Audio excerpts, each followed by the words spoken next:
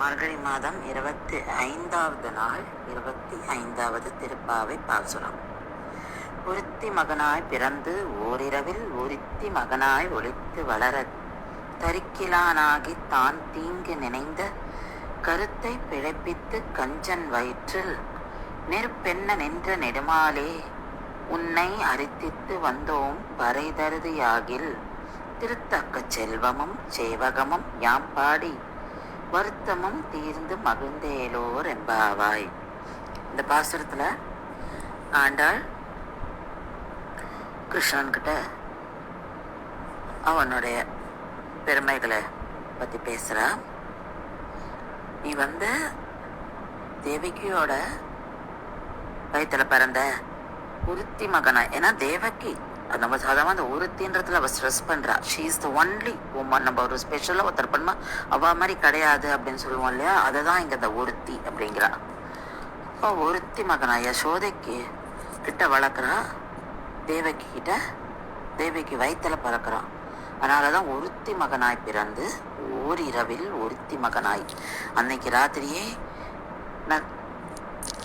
அவரை ஏன்னா கம்சன் எந்த சமயம் வேணாலும் கொண்டுடுவான். அதனால வசுதேவர் என்ன பண்றார், குழந்தைய தூக்கிண்டு இங்க நந்தகோபர்கிட்ட கொடுத்துடுறார். எல்லாமே ராத்திரி நடக்கிறது, இல்லைன்னா அவன் பார்த்துருவானே, அதுக்காக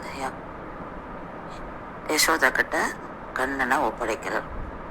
அதுதான் அந்த ஒருத்தி. ஏன்னா அவ ரெண்டு பேருக்கும் ஸ்ட்ரெஸ் இருக்கு. அதாவது அந்த ஒருத்தி அழுத்தமா சொல்றா. ஏன்னா அவ்வளோ பெரிய பாக்கியம் பெருமாள் பிறந்திருக்கிறனால அவளுக்கு ஒருத்தி மகனாய் ஒளித்து வளர.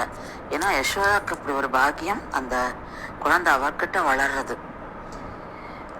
அதனால இந்த இதை சொல்ற. அதுக்கப்புறம் தரிக்கிலானாகி தான் தீங்கி நினைந்த கருத்து. ஏன்னா இவன் இந்த குழந்தை எங்க பிறக்கும், தன்னை எங்க அழிச்சிடும்ட்டு அந்த கம்சன் பயந்துட்டே இருக்கான்.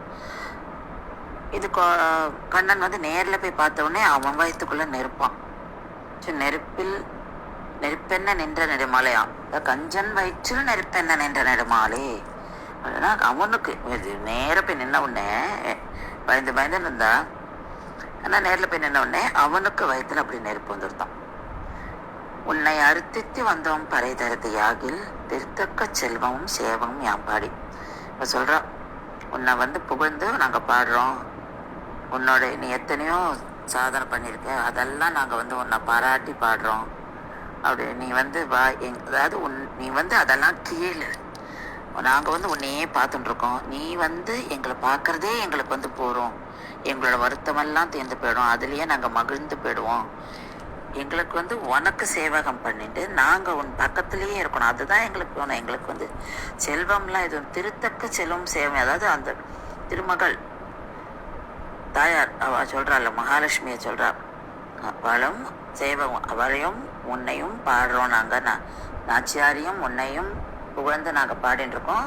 நீ அதை கேளு, உன் அருகாமையில இருக்கோம். எங்களுக்கு அது போறோம்.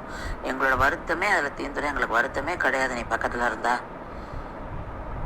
எங்களை மகிழ்வு, இந்த உன்னோட அந்த அருகாமை தான் எங்களுக்கு மகிழ்ச்சி அப்படின்னு சொல்லி கூப்பிடுற. மகிழ்ந்தேலோர் எம்பாவாய் அப்படின்னு.